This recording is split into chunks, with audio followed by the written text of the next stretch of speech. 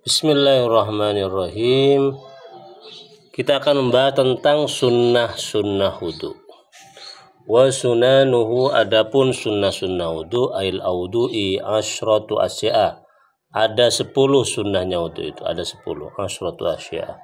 Wa fi ba'di nusakhil matani asru khisalin.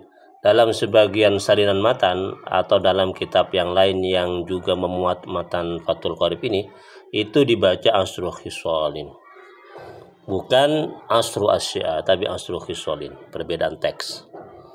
Apa yang pertama sunnah wudu itu at-tasmiyatu awwalahu. Tasmiyatu itu membaca bismillah, ini merupakan awal kesunnahan di dalam wudu.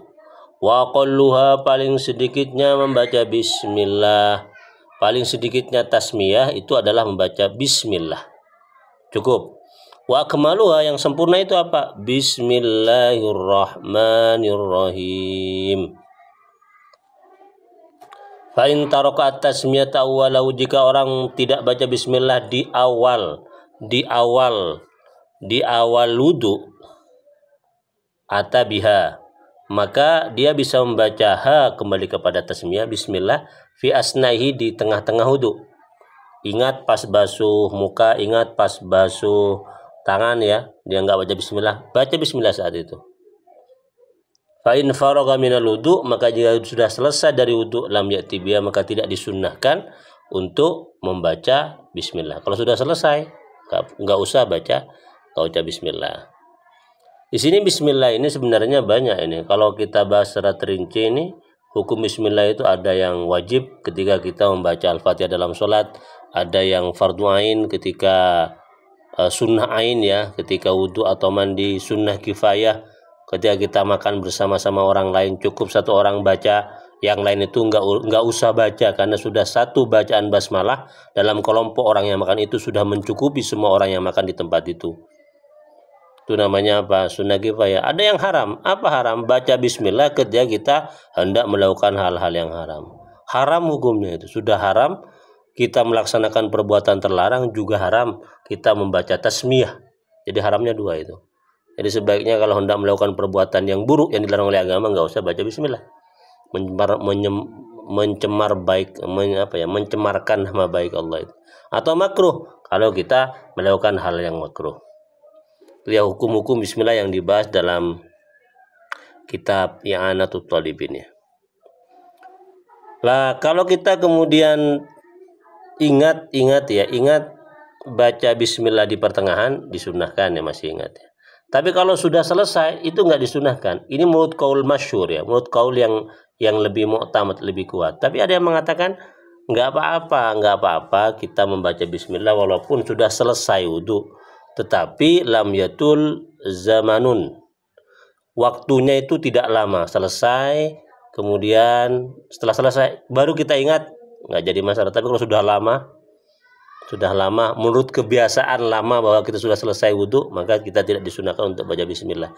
Lah sekarang ini masalahnya, kapan yang disebut dengan faragha? Selesai wudu itu kapan?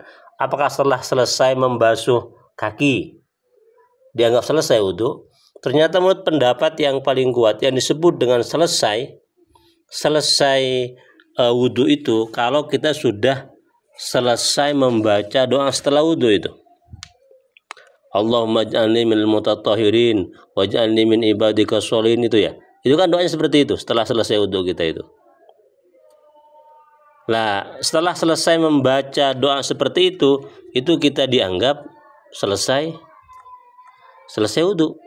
Kalau belum selesai baca doa itu, walaupun kita sudah selesai membasuh kaki itu tidak dianggap faragha. Maka waktu itu kita masih disunahkan untuk membaca bismillah. Kenapa? Karena doa setelah wudu itu fungsinya apa? Audul barakati ala jami'i fi'lihi, untuk mengembalikan barokah dari semua perbuatan dilakukan dari awal sampai akhir wudu. Jadi doa terakhir selesai wudu itu tujuannya adalah audul barokah. Jadi kalau orang nggak membaca doa setelah wudu, itu dianggap tidak berkah wudunya, tidak berkah, walaupun hukum bacaan doa itu hukumnya sunnah. Jadi sekali lagi kembali kepada masalah farau, selesainya wudhu itu dihitung setelah selesai membaca doa itu. Tuh ya. Kalau nggak membaca doa, selesai basuh apa namanya ya, basuh kaki, kemudian niat selesai, ya sudah selesai berarti wudhunya. Oke, jadi batasan secara struktural ya, secara bacaan doa itu dalam wudhu, terakhir itu adalah doa setelah wudhu, itu merupakan puncak selesainya wudhu. Oke, nih, apakah bisa kita baca bismillah digantikan dengan hal lain? Nggak bisa, karena memang teks ya maksud dari Rasulullah itu secara nakliyah itu memang kita disunahkan baca bismillah. Nggak mencukupi, layak fi ghairuha, tidak bisa mencukupi selain bacaan bismillah untuk mengawali wudhu kita.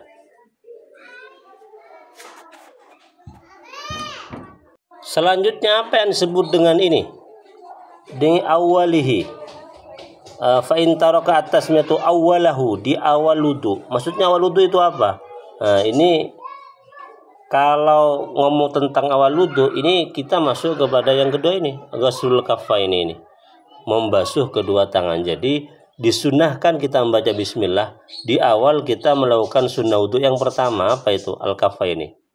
Jadi sambil kita membasuh kedua tangan, kita juga membaca bismillah saat itu. Oke, itu bahas tentang masalah bismillah sebagai sunnah pertama ya di dalam wudhu. Yang kedua, ghuslul kaffaini, membasuh kedua tangan ilal ku'aini, sampai ke pergelangan tangan, qoblal madmadati, sebelum berkumur-kumur, wa yusiluhuma salasan. Maka kita itu disunahkan membasuh kedua telapak tangan kita 3 kali, intaraddada fi tuhrihima, jika kita ragu akan kesucian kedua tangan kita. Cuci 1 kali kita masih ragu apa suci apa enggak, cucilah 2 kali, cucilah sampai kemudian 3 kali, intaraddada. Kalau sudah yakin, sekali saja sudah cukup. Qabla idkhalihima al-ina'a, sebelum kita memasukkan kedua tangan kita itu ina'a, kepada wadah al-mustamilah ala ma'in dunal kullataini, kepada wadah yang berisi air yang kurang dari 2 kula. Fa illam yughsilhima, jika kita tidak membasuh kedua tangan kita, kuriha, hukumnya makruh. Kuriha